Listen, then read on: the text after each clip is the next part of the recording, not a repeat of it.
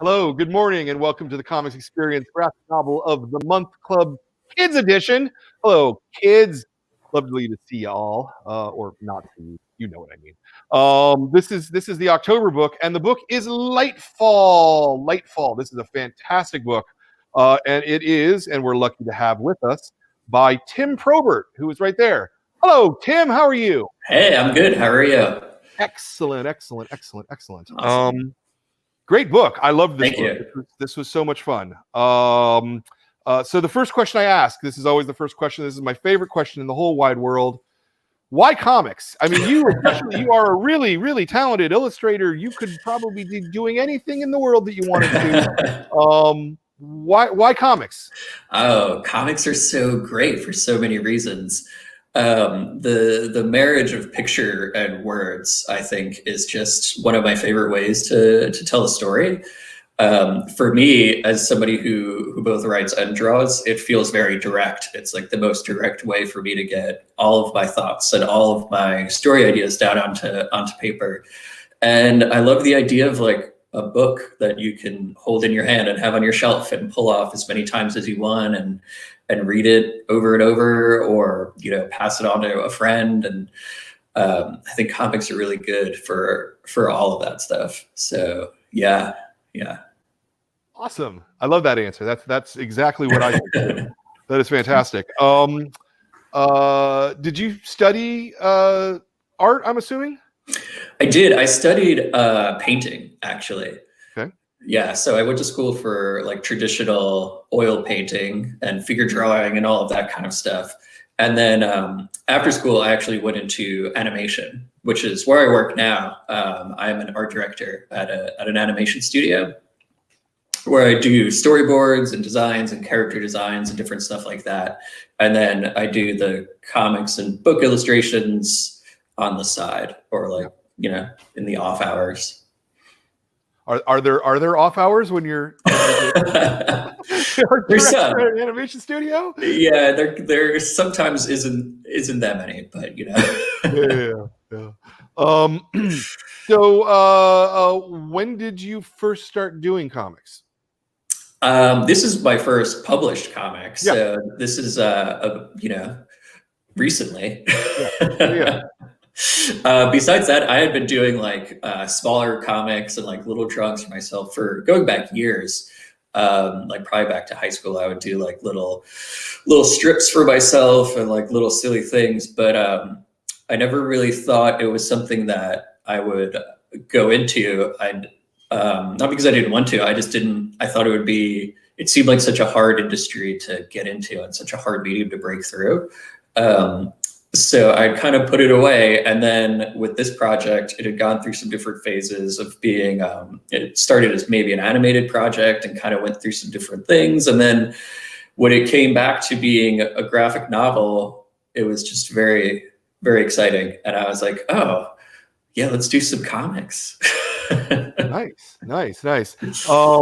So when you said you did comics for yourself, were like, how long were they? Were they like short stories, or just like 4 panels, or yeah, mostly like 4 panels or 3 or 4. I would just do like little strips with like like dumb jokes and silly stuff. But then I kind of moved on to like short stories, and I would do something that was like a few pages long, and then never anything on this scale though, so it was a little overwhelming at first. Sure. Yeah, no, I mean, that's what I was going to ask you next was, at 246 pages, that's a pretty substantial piece of comicking to do as your first real piece of comicking. Yeah, it was a little overwhelming at the start, and I definitely had some moments of freaking out, and I didn't know exactly how long it was going to be when I started, and there was a lot of learning on the fly. Figuring out like when you write a script, how much a script page translates to like how many comic pages and things like that. Right. And just like scheduling your time and managing something of that size was quite a learning experience, but I did it. Yeah, no, I'm super impressed here because I gotta say, I mean, like almost everybody that we talk to at least was doing like mini comics or whatever, and like taking them to shows, or like they were actively involved in comics before they put out their first book, and you just went to putting out the first book. That's kind of crazy. That's kind of crazy. So how? Well, so what's the genesis of the project? Because you mentioned that it went through some other stages first. So why don't you start us at the top? Sure. So I came up with the idea probably 7 or 8 years ago, and it started with really just the characters of B and Cad, and B being this young, kind of anxious, nervous girl, and then Cad being this gung-ho adventurer type. And they've always been the core and always the part that's been there. They're like the first part I drew, and everything else developed and changed around them. But their general personalities and sort of designs and stuff have always been there. But it started off initially as a pitch for an animated show, which I was developing with somebody that I was working with at Nickelodeon. She asked me if I had ideas. I pitched this, and then we sort of worked on it on and off for a while. And then when I started working at the animation studio, Nathan Love, that I'm at now, we started developing it there further as an animated project. And we went as far as making a short. We made a 5-minute proof of concept short. Yeah. And then it kind of stalled, and there were some changes at the network, and it just never really quite clicked. And we kept playing around with doing it as animated or something, but when it became clear it wasn't really going to go in that direction, I sort of took it back and sat with it a while and rethought it from the ground up of what do I want this story to be? And that's when I started to gravitate towards the graphic novel format. And I started to work out the story again, and how could it look, and figuring out the world a little bit more.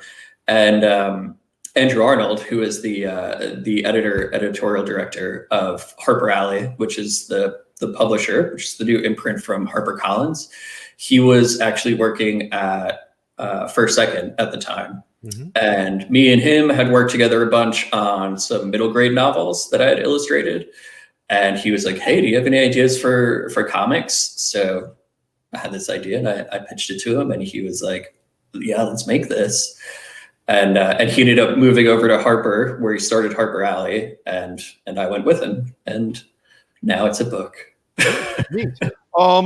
So the 5-minute short, is that I suspect it's not viewable anywhere. It is actually. It's on. If you Google it, it had a different name. It was under The Ballad of B and Cad. Which was the original name, but I think it's on Nickelodeon's YouTube page. So yeah, it is findable. Cool. Yeah, cool. I'll have Jordan will look it up, and if he finds the URL, he'll throw it up on the screen. Yeah, it's different, cool. But it's still pretty fun. Yeah, no, that's super neat. Yeah. So you were doing you were illustrating short prose stories, I'm assuming. Yeah, it was. I was doing a lot of middle grade novels. Yeah. So yeah, middle grade chapter illustrations and. Yeah. So even that helped make the jump into such a big comic easier, because for those I was doing full color covers, and then 40 to 60 interior illustrations. Right. So it was sort of a nice stepping stone into doing a bigger comic. Yeah. Tell me about the pitch that you. I mean, I don't know if you went with a friend to do the book. I don't know how rigorous the pitch was, but did you put together a package for him? I mean, Yeah, I did. I made a presentation. I made a nice little PDF. I did a bunch of original artwork, and I had done a bunch of test comics just to kind of show what it would look like and the style that I was going for, which is pretty close to where the book ended up landing. But yeah, what else was in the pitch? It was kind of brief breakdowns of the characters. And then hold 1 second. Jordan, you're on screen, right? Now you're fully on screen. That was funny. Excuse me. Oh, yeah, go on. text pages, characters. Yep. Yeah. Test pages, little character breakdowns, and then a very vague like overall arc for the story. You know, laying out the world, the whole idea that there's no sun in this world, and that there's these lights, and that there's a quest. But it wasn't like a super specific as far as the story. It was more of an overview of the world and the characters. Yeah. About how many pages long was it? It's like 5, maybe 5 or 6. Wow. Yeah. And then I think I tacked on some extra artwork at the end. But. Okay. So you've never done a comic. Mm-hmm. You've never done a graphic novel. You give them 5 pages and you celebrate. Yeah. Wow, that's really impressive. I was surprised. Nice. Well, it's gorgeous and it's beautiful and it absolutely deserved to be published. So yeah.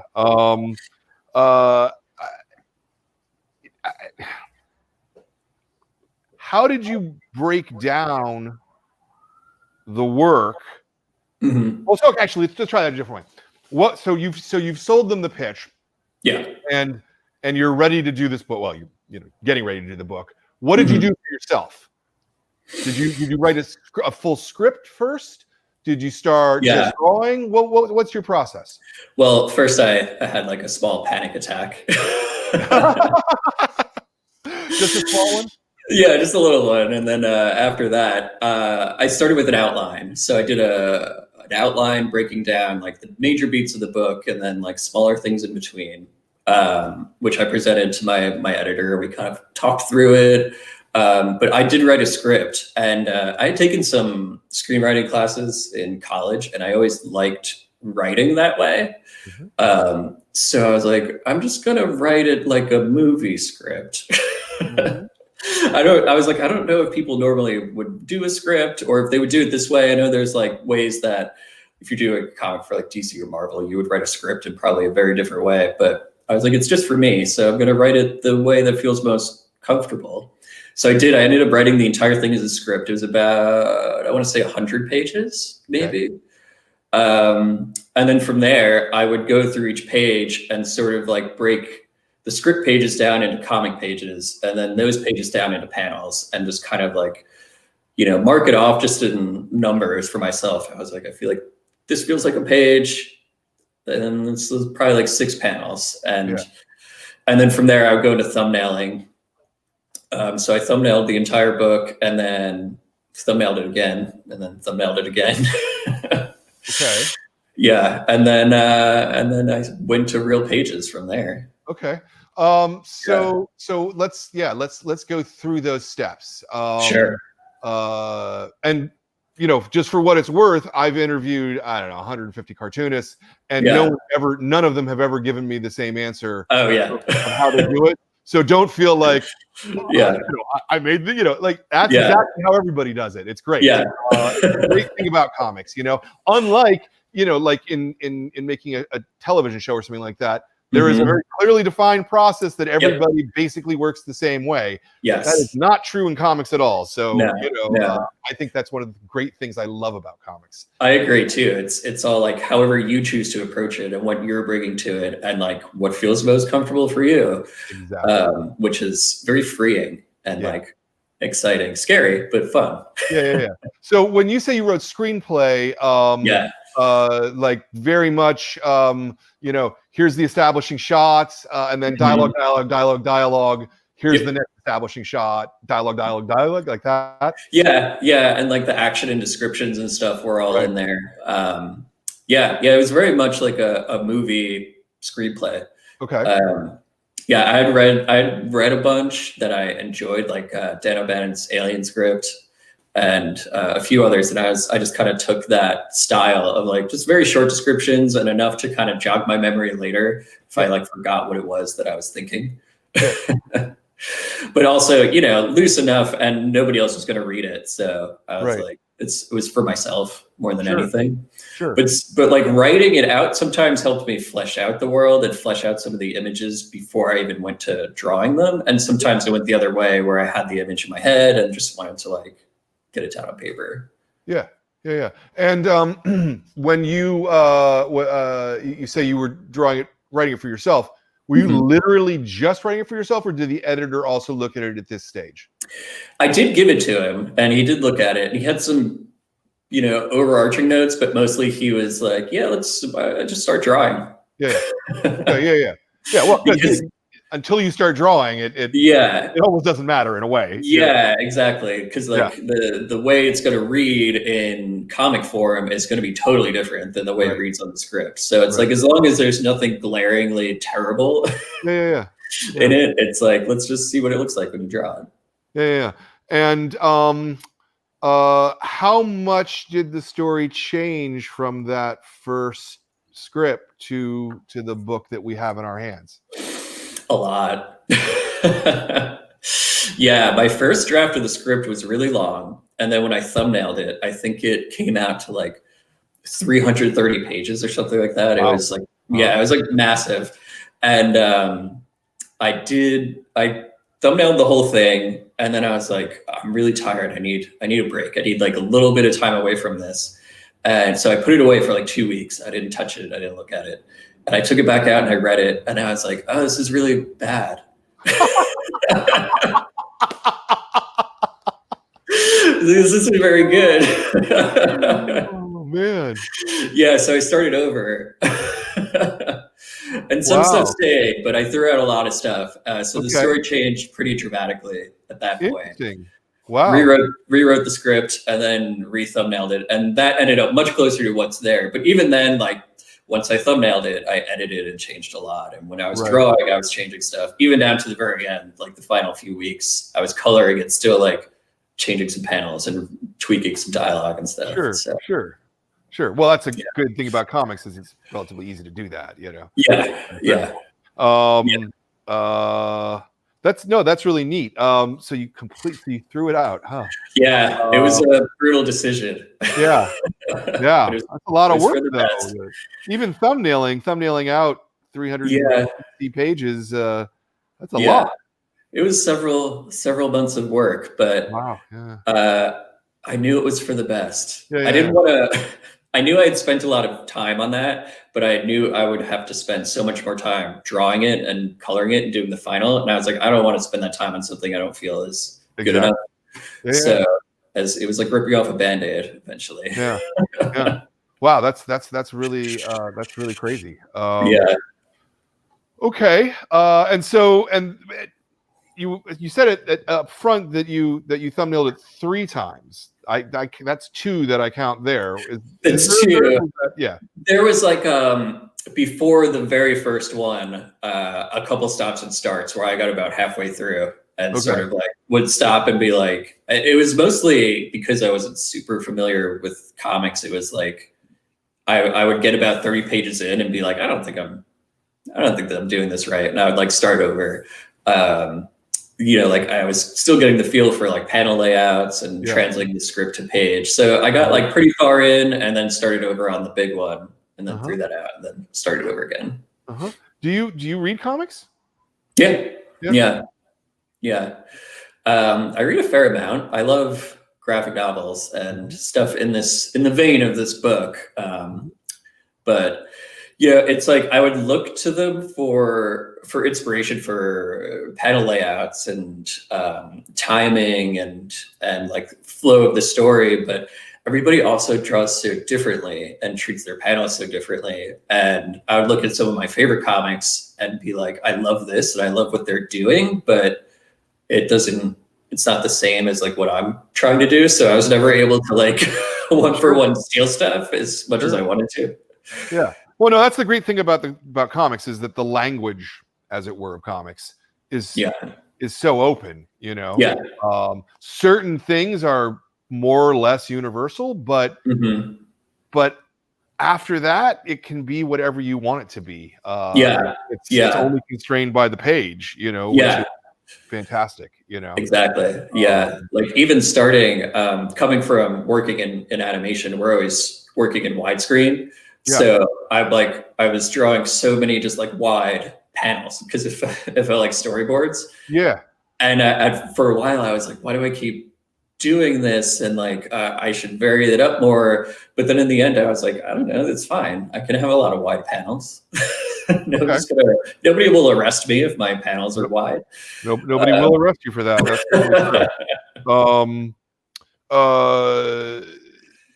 I imagine that, and I don't really know because animation is not a thing that I study the way that I study comics, but I imagine that you probably aren't moving the camera as much in animation as you are in a graphic novel, right? Because that's jarring when you watch it. Is that do I have that more or less right? Yeah.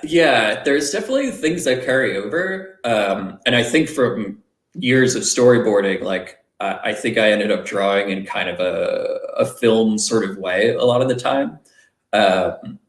But the graphic novel is a lot more freeing with stuff like the camera and continuity and cutting. Like in animation, you might like have to show a lot more of something happening, whereas in a comic, you might be able to get it across in a single panel.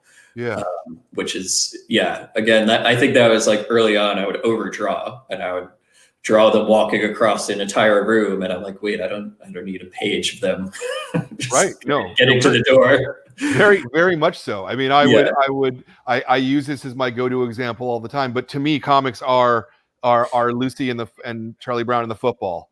And she's holding it, and he's running, and he's flying through the air. And at no point do you see her yanking the football away. You just know that it happened. Right.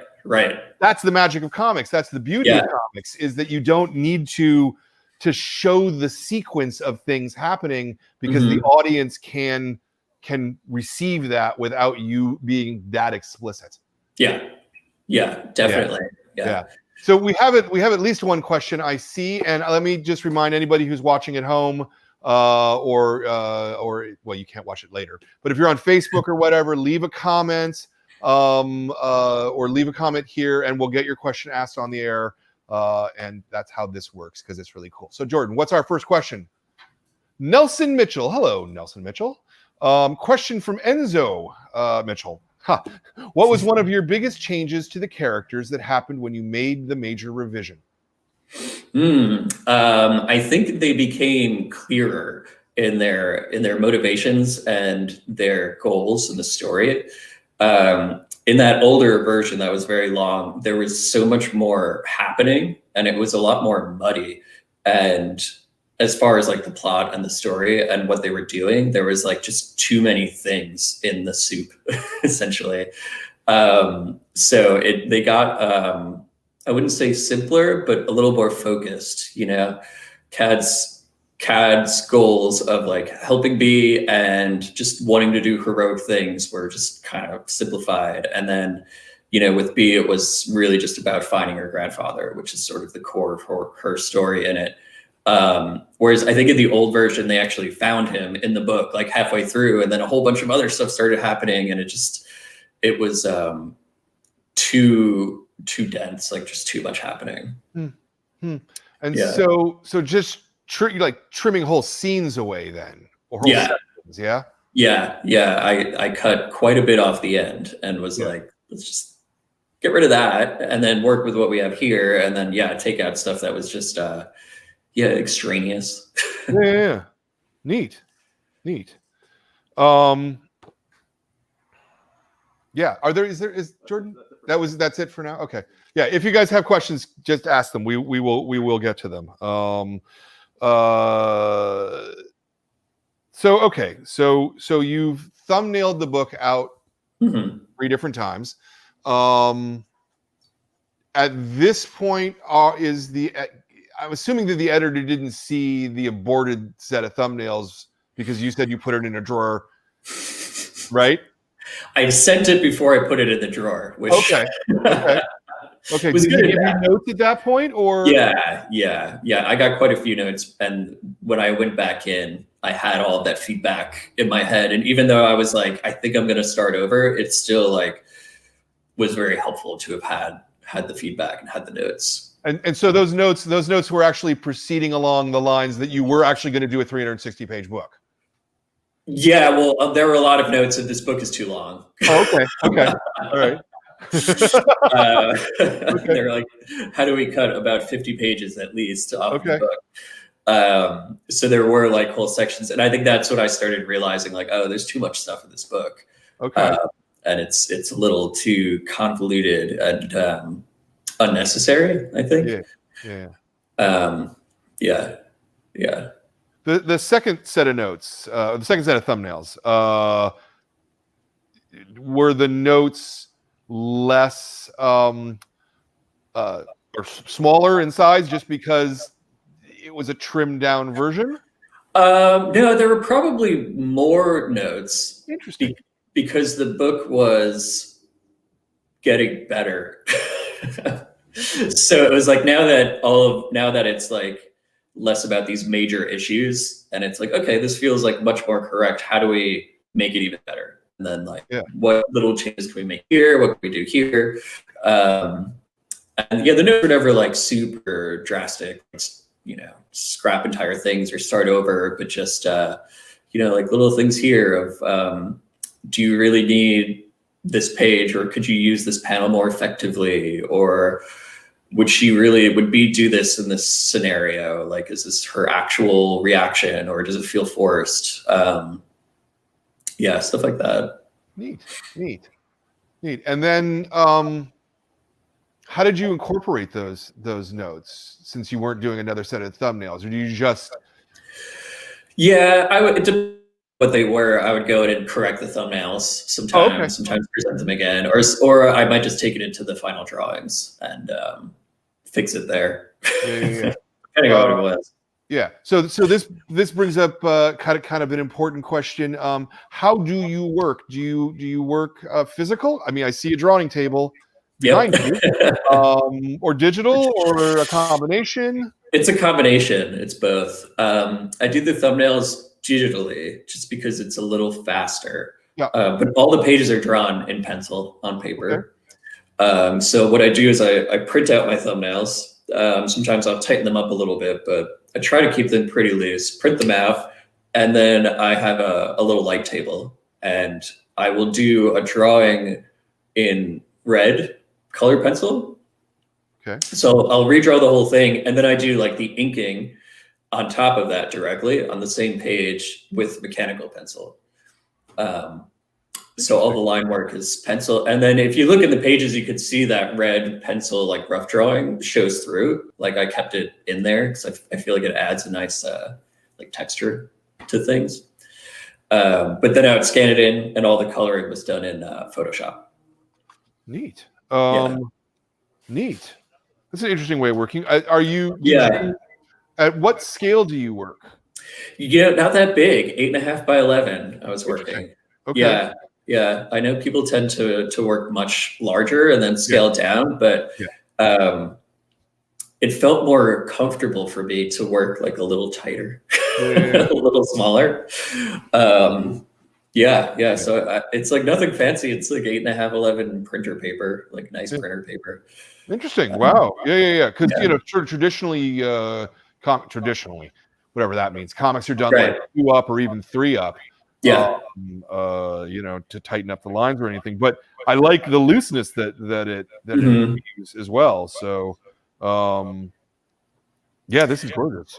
I always would draw at that scale of like an 8.5 by 11. So when I started drawing the characters bigger, it felt weird, and I like couldn't draw them right.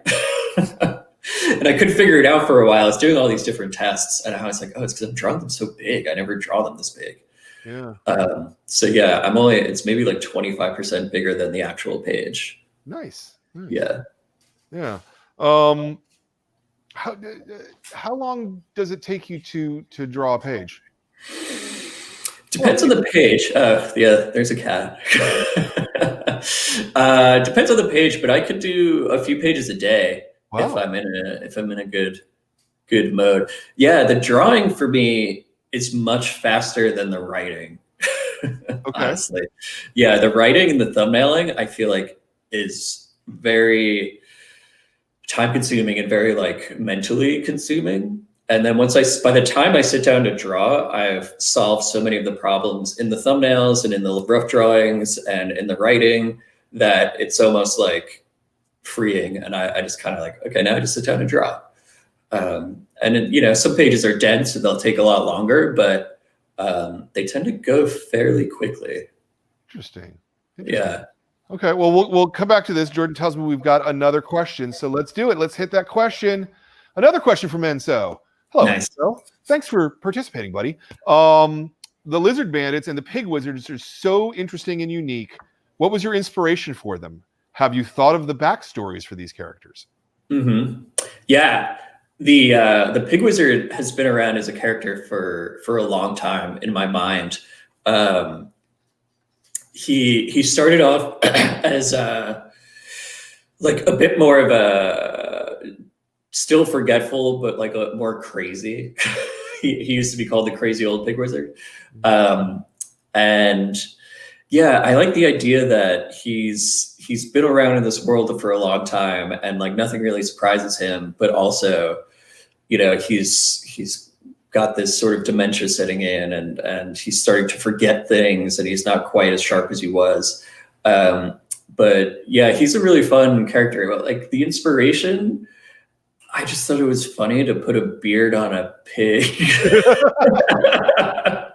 and then to put a wizard hat on him. And I was like, oh yeah, this guy's fun. Yeah. The lizards were just kind of taking stuff like different, just looking at lizards and being like, whoa, these are really cool and would be really scary if this lizard was 7 feet tall and like chasing me with a spear. So yeah. And stuff like what are the guys from Land of the Lost? Yeah. Yeah, stuff like that. Yeah. Land of the Lost. I know. Wow. That's from when I was a kid. Jeez. I know. I think it was on Nick at Night when I was growing up. Okay. I love I mean, anything with dinosaurs I would watch. So Yeah. Nice. Love it. Oh man. All right. So talk to us a little bit about comics and making a comics page and sort of how information flows through the page, right? Because this has got to be relatively fresh on your mind. Mm-hmm. Yeah, it's interesting. You know, I try to have basically one idea in each panel and to not overload them with too much information.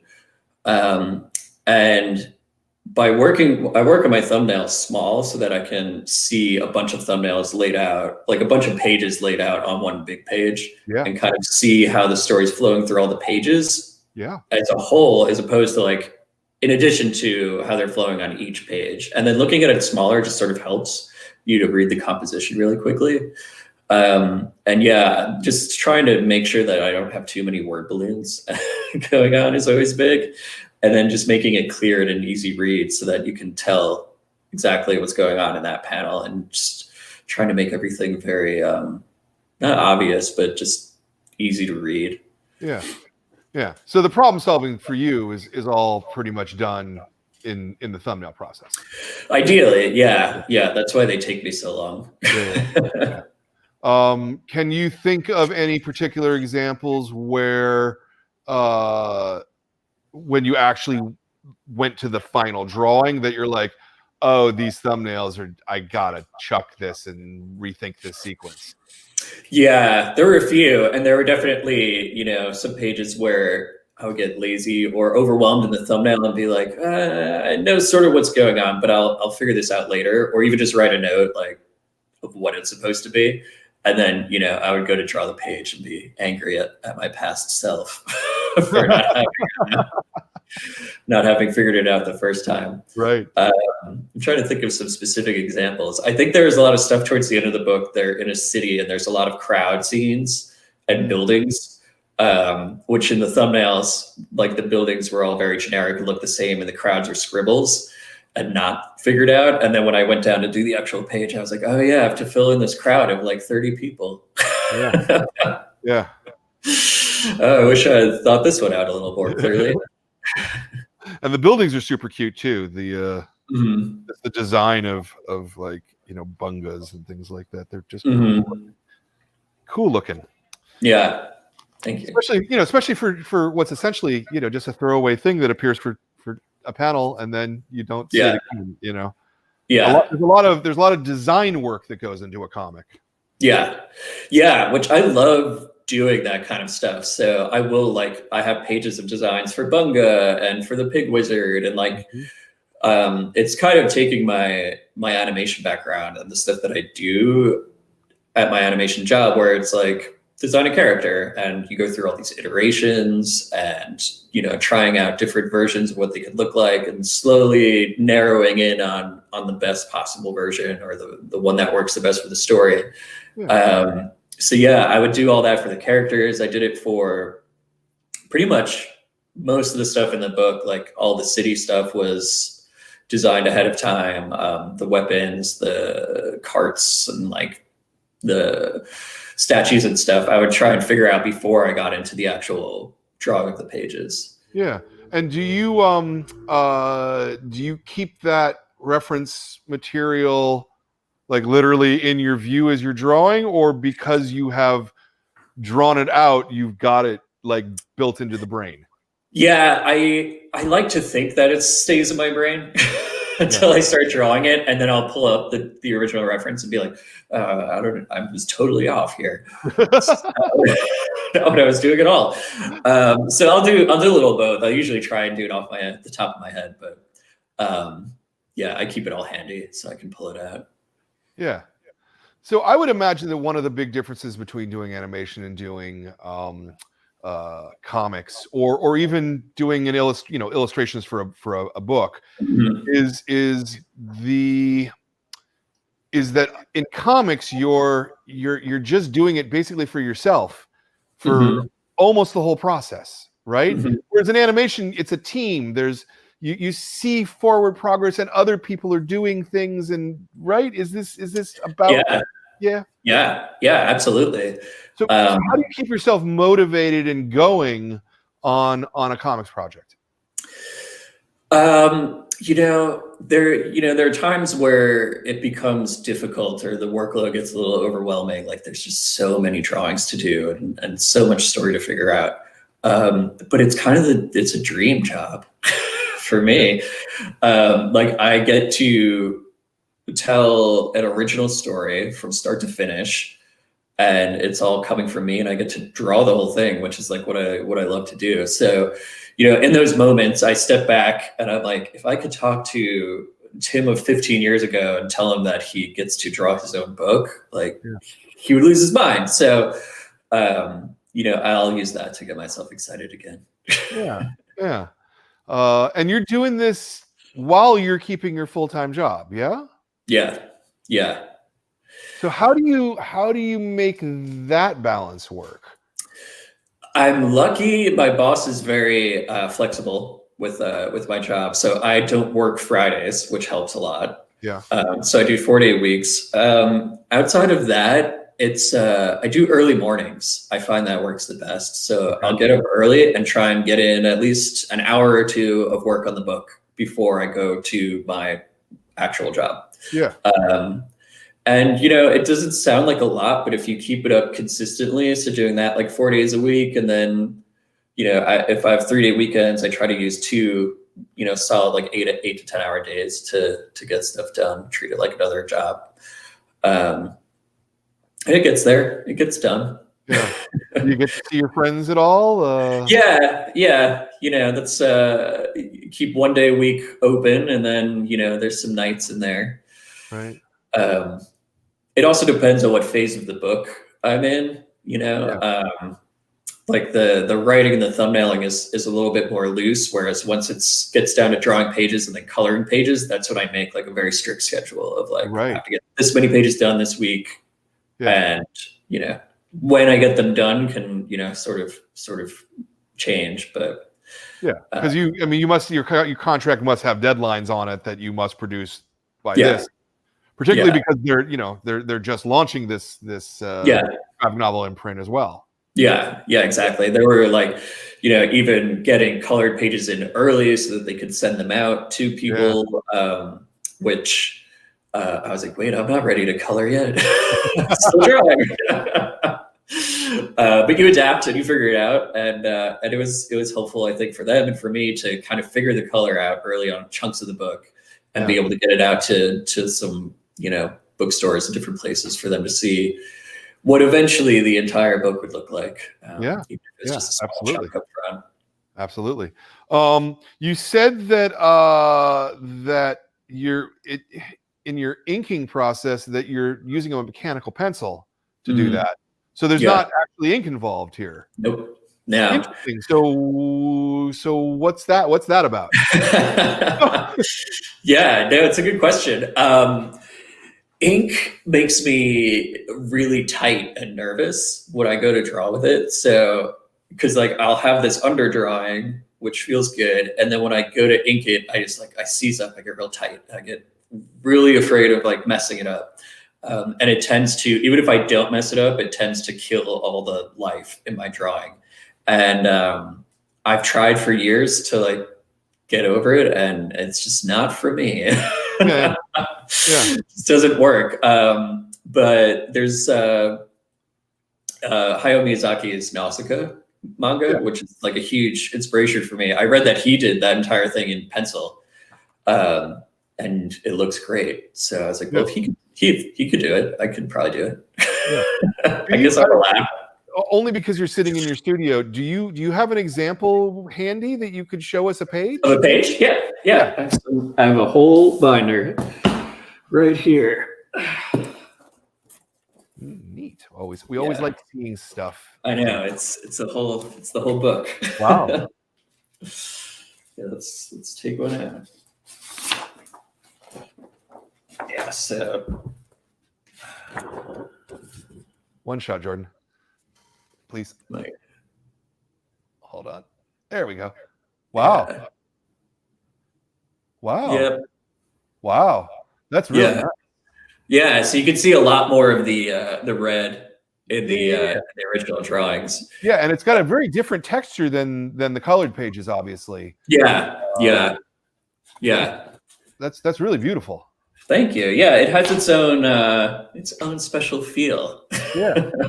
I also, when I'm doing it when I'm doing the drawings, I don't do, as you can see, any of the panel lines or balloons or text or anything. Yeah. I do all of that in Photoshop later. Yeah. Which just, it allows me to be a little bit more flexible with that stuff. So I tend to draw under everything. So like all those balloons are usually on top of like something that I drew. So I know where they're going generally, but like I'll draw a little bit extra in case stuff has to move. Yeah. Did you hit any problems when you actually started doing the lettering? Like, oh no, I didn't leave myself quite enough room. Yeah, it's like change the drawing or change the line. But yeah. And what did you usually do? I would try to change the lines. I found that when I was writing, I would overwrite in the script. Yeah. So like it'd have these like streams of dialogue that, on a script page, you're like, oh, it looks great. And it doesn't seem like that long of a line, but then you put it in a balloon and the balloon's like gigantic. And they don't need, is there a simpler way to say this or a way that's a little more concise? So it tended to be that, unless, it was something that had to be really long, then I would just figure it out. It's interesting because comics really are, in a lot of ways, a process of reduction and a process of simplification. Not to make things simple, but to get it down to the most iconic, clearest way to communicate an idea. Yeah, totally. And I really enjoyed that, and it was kind of nice to start with more than I needed and then edit it down to exactly what it needed to be, as opposed to trying to, do it the opposite way. No, very much so. Yeah. Very much so. Now, when you scan your pages in, to start adding the borders and the digital and all of that. Do you have to darken them? Because I would never have thought in a million years that this was pencil. Yeah.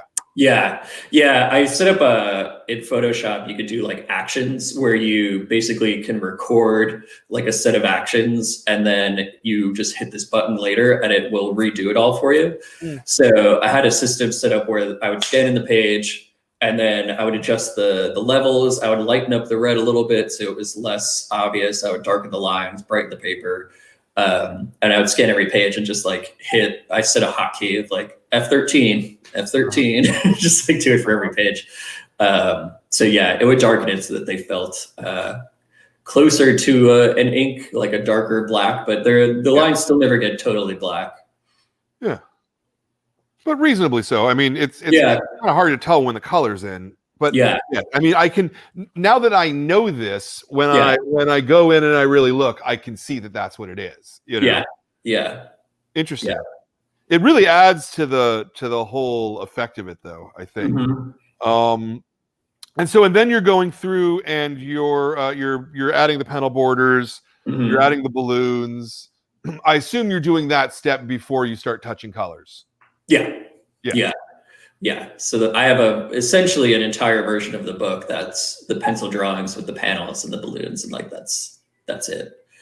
And then from there, I'll start doing the color. I'll flat it all out, and go in and block out all the big shapes, and then just start painting. I usually will take the like within a chapter, I'll take the bigger pages and do them first, like an establishing shot or like a major page. Figure out the colors, figure out the lighting. And then sort of work outwards from there to, fill in the rest of the chapter. Interesting.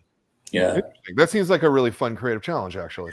Yeah, it really is. And then, again, I would lay the book out in InDesign in a way that I could zoom out and see it as like tiny little thumbnails. And you can see how the colors were flowing and making sure that like things were feeling different, but natural transitions, and that you had different moods and different scenes. The color was a pretty big part for me. Yeah, no, I mean it really makes the book in a lot of ways. Just the lushness of it. It looks fully animated, more or less. So I suspect in animation you're not ever going to go with this much detail. And no. Yeah, it's animation will end up a little bit more simplified, but in doing the book, I love the idea of every page being that dense, without hopefully overwhelming the reader and like having moments where it's like less detailed or a little more open. But I wanted the whole thing to feel as rich as I could make it. Yeah, and like these scenes where they're wandering through the forest. The trees in the background are a different color than the foreground trees. They're transparent, translucent almost. That's all in coloring, right? The original pencil drawing will have those trees as trees. Yeah. So I'll go in and I'll lighten those trees up, but usually just painting on top of them with I'll take like big soft brushes and paint patches of light and make selections of the foreground trees so that they'll stay dark, and then lighten up the stuff in the back. A handful of times, like those background trees might not even be drawn in the original drawing, and I'll just paint them in. Right. Okay. Yeah. Neat. Yeah, because I of all of the elements of comics, coloring is the one that just I can never wrap my brain around. I don't think I could ever color a page. Even when I had coloring books as a kid, it was always, it never worked. Not a skill I own. Was there a thing in particular in here that you enjoyed, like a sequence that you like really enjoyed drawing? I mean, I love drawing trees. So like anytime they were in the woods, I was just having a blast. Just drawing trees and bushes. But I think the crab sequence was a huge challenge, but a lot of fun to draw and figure out things. Because of the scale. Yeah. And the scale between like the tiny crabs, medium crabs, big cad, and then like huge crabs. Yeah. and just to have like a big action sequence was pretty fun. It's funny because that was the sequence that I was actually going to point out as my favorite. Yeah. And you beat me to it. So I guess that works out really nicely.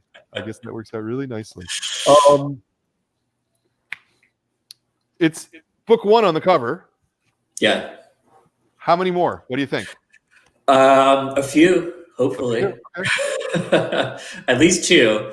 At least 1 more. So I'm working on that one now. Yeah. Which was one of the nice things when I was working on this book was the initial deal that I signed was for 2. Yeah. So like this book ends with a bit of a cliffhanger, which I only did because I knew I had at least 1 more book to finish the story. And the idea is to do a few more after that. So we'll see, hopefully. Like ideally, do you have a between 4 and 6, I think. Mm-hmm. Yeah, somewhere in that range would be the sweet spot, I think. Yeah. Where are you at right now with book 2? I'm lost in thumbnails. Okay.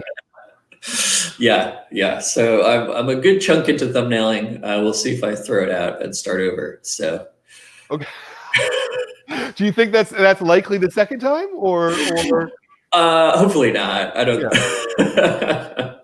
I think I had a bit of a clearer. The first book was a bit more overwhelming in its openness of like, what am I doing and what is the story? But the first book being done, I have a better idea of where I'm going and what I'm doing. So I'll throw out chunks, I'm sure, but I don't think I'll throw out the whole thing. Yeah, I did. Throwing stuff out. When is it due, book 2? Do you have a deadline? I do. I think I'm supposed to finish early next year. Okay. For it to be out, I believe the following year is the plan.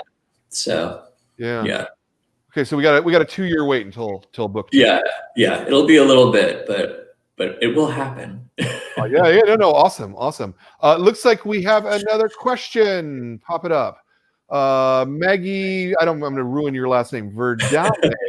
Where did you get the name Cadwallader? Yeah, it's I want to say it's Welsh or something of that English Welsh region.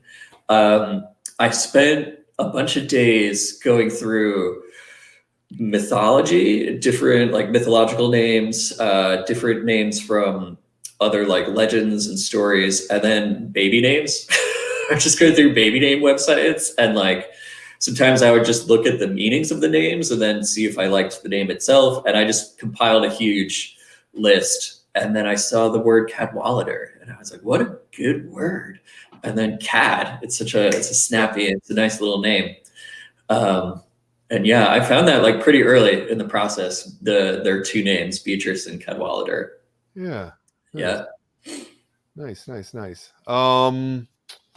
Awesome. Well, this is, I don't know. I mean, I love this book, and I can't wait to see more. And I love your process, and I love those pages. And I'm really, thank you for sharing those with us. Yeah. Because that's really nice. Absolutely. Yeah. Cool. Yeah. I really, especially, I like the unbordered pages, and it just, it feels very different. And it's almost like you release a whole book just of that. You know? Yeah. In a way. Yeah. Part of me, I wouldn't mind it. It'd be kind of fun. Yeah. We asked what's coming next. I know the question to end on. What piece of advice would you give to someone who wants to do their own graphic novel? You're kind of in the perfect position to give this advice. Yeah, I know there's lots of kids out there watching this. A lot of them express the desire to draw comics. So let's hear some advice. I think start making some comics is the best place to start, and start small. I don't think as much as like this is my first published book, I had done some, stuff that wasn't published, but, shorter stuff in the 20-page range, stuff like that.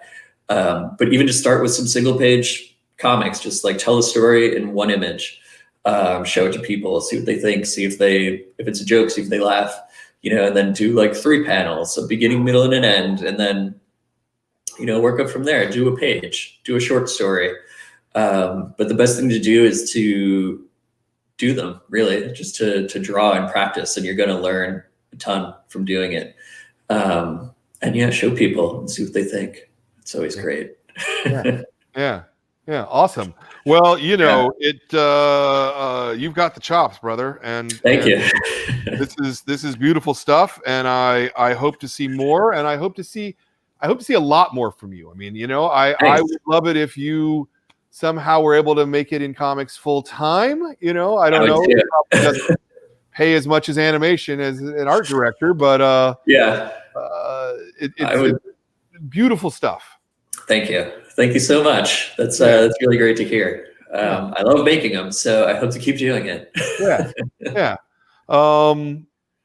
And great characters and a beautiful world, and so if you're sitting at home during this pandemic and you're like, I got nothing to do, I don't know what to do, here's a book to read. You're gonna really, really like Lightfall. This is a great comic. It's got a lot of vivid characters, it's got a lot of humor, a lot of action, and it's just gorgeous. It's beautiful. It's so pretty. I really think that you should get this book, and we have it on our website if you want to do it that way, but you don't feel like you have to do that, because anyway, this is the Graphic Novel Month Club. This was our book. I want to thank our guest, Tim Probert. Thank you for being a great guest. I want to thank him for doing a great book. I want to remind you guys that next month, our book, you get first word of it right now, is this book, Timo the Adventurer. It is done by two gentlemen who are in France, Jonathan Garnier and Johan Sakura. I believe that's how you pronounce that last name. And this also is a beautiful book, and they speak French. So this will be a very interesting interview, because we'll have a translator, and it'll be one of those. And we'll make it work, though, because comics are the universal language. That's my theory, at least. So that's next month's book. But this was this month's book, Lightfall. Live it, love it. You'll get it. It's great. And we will talk to you next month.